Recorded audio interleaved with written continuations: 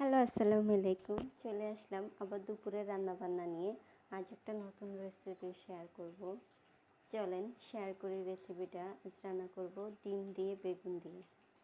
ডিমটাকে হলুদ লবণ মাখিয়ে মাঝখান দিয়ে কেটে নিলাম। এভাবে কেটে নেবেন, একটু কেটে নিলে এক এক সময় এক একভাবে মানুষ রান্না করে। আজকে আমি চাইলে গোটাও রান্না করতে পারতাম, তবে একটু কেটে নিলে মশলাটা ভালোভাবে ঢুকে। আজকে এভাবেই রান্না করব বেগুন দিয়ে।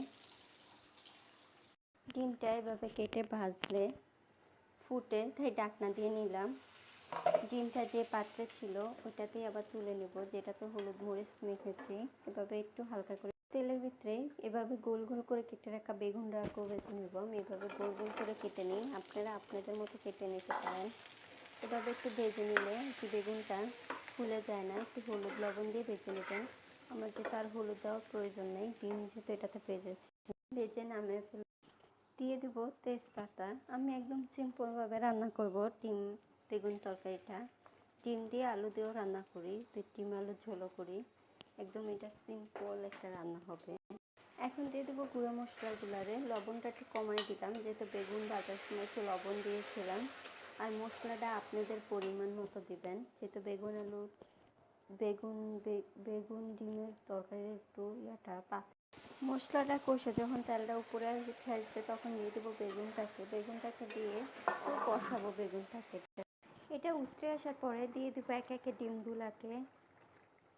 যেহেতু কুসুমগুলো ফুলে যাচ্ছে তাই হাত দিয়ে দিতে হচ্ছে। এই তো ডিমটা দিয়ে এটাকে কিছুক্ষণ চুলায় সিদ্ধ করব, মানে বেগুনটা আরেকটু সিদ্ধ হবে। এই তো তরকারিটা হয়ে গেছে। এভাবে ডিম ডিম বেগুনের ঝোল কে কে খেয়েছেন কমেন্ট করে জানাবেন। আর যে ফেসবুক থেকে দেখেন সে শেয়ার করে দিবেন একটা।